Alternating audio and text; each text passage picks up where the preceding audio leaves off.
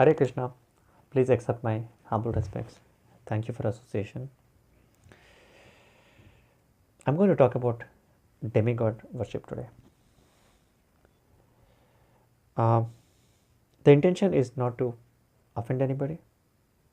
It is really to present Bhagavad-Gita as it is. Specifically, in 7th chapter, 20th sloka, and Krishna is rejecting demigod worship. See, firstly, we need to understand that gods are different and the Supreme Personality of Godhead, Bhagavan, is different. Gods are devas, Indradev, Agnidev, Varun Dev, etc. And then there is Bhagavan. We must recognize that we are not God. Bhagavad-Gita, excuse me, 15th chapter 7 sloka says it. Mamaivamso jiva bhuta jiva loke sanatana manasasthani indriyani prakrutistani karshati.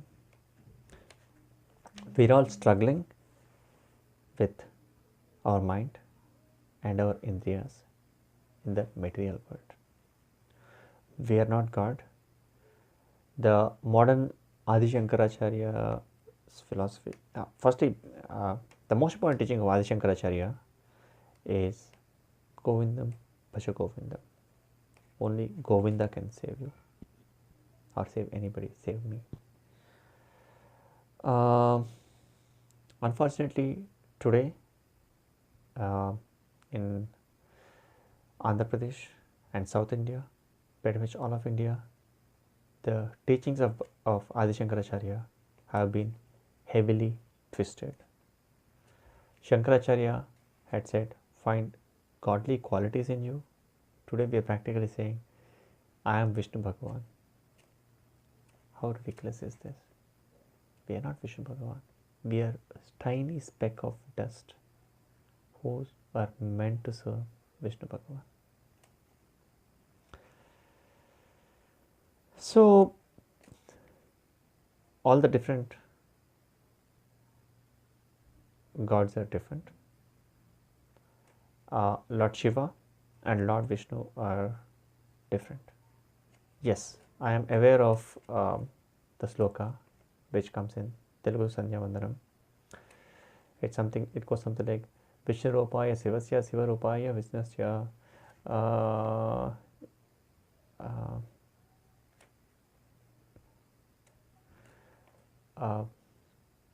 it goes something like that.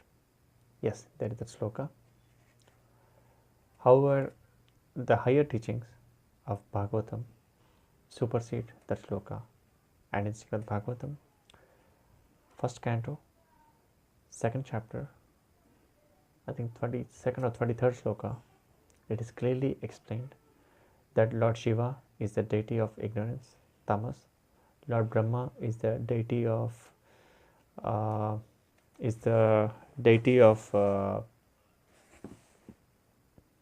passion, rajas, and Lord Vishnu is the deity of sattva, goodness, and Krishna does not have any association with any of these material modes of nature. He is in Suddha Sattva. If you are a worshipper of a demigod, that's nice. Please continue to do that. But please also try to understand that that is not the highest form of worship.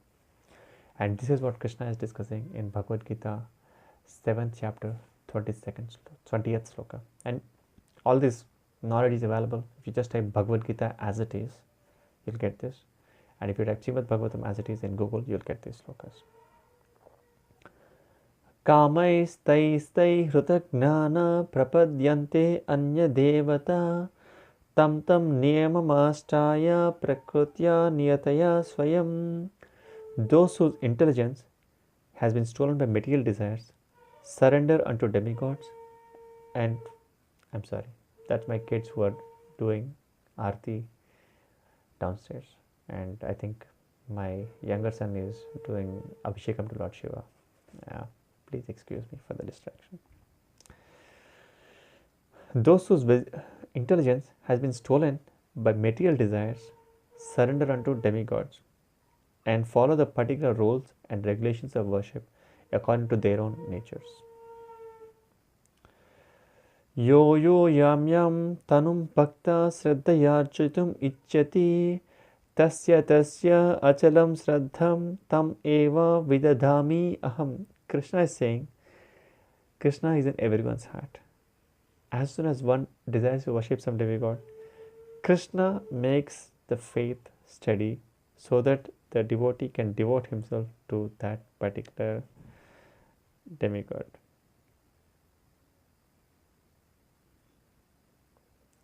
And then Krishna is saying, Sataya siddhaya yuktas tasyardhanam yate labate cha tata kaman mayeva vihitan hitan.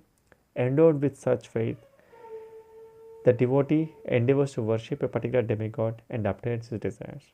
But in actuality, these benefits are bestowed by Krishna himself. And here comes the big one.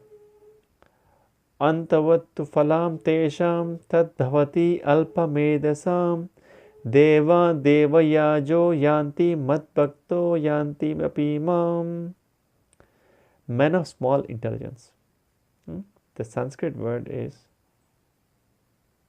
alpamedasam. Men of small intelligence worship demigods, and their fruits are limited and temporary. Why would anybody want to have something which is limited and temporary? Those who worship the demigods go to planets of demigods, but my devotees ultimately reach my supreme planet. Avyaktam vyaktimapannam manyate mam abuddhaya param bhavam ajananto mama avyayam anuttamam. Unintelligent men who do not know me perfectly think that I, Bhagavan, the Supreme Personality of Godhead, Krishna, was impersonal before and has now assumed this personality. Due to their small nature, they do not know that Krishna's nature is imperishable and supreme. Krishna is coming down very much on demigod worship. But that is not an excuse for Vaishnavas, especially those in ISKCON, to blaspheme demigods, Lord Shiva, or devotees who worship somebody who is not Krishna. This is a big mistake which ISKCON devotees make, and it's not good for ISKCON, it's not good for the devotees either. Anyway, that's okay. Now, at the same time, there have been circumstances in which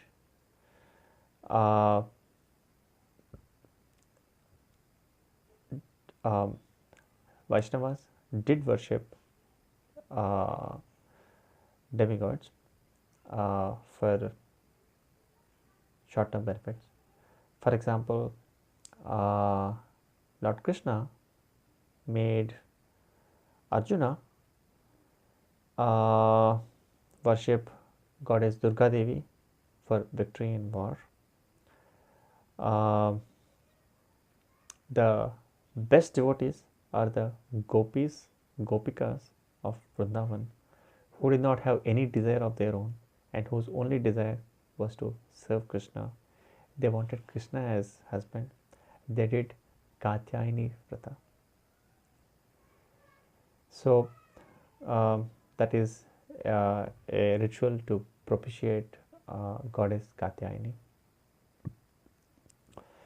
So when Vaishnavas worship demigods, they request demigod to make their life easier and to pray to demigod to get unalloyed devotion for Krishna. That is what Vaishnavas worship demigods for. At no moment are demigods to be disrespected.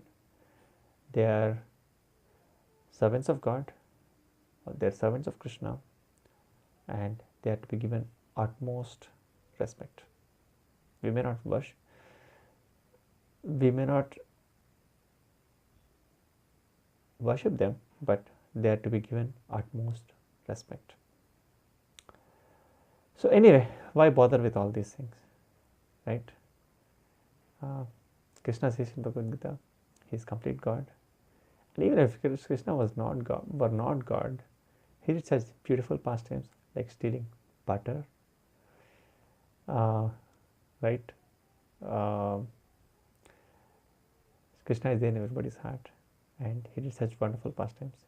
You will enjoy reading about it and hearing about it. Please chant Vedic mantras 10 minutes a day. Please read Bhagavad Gita.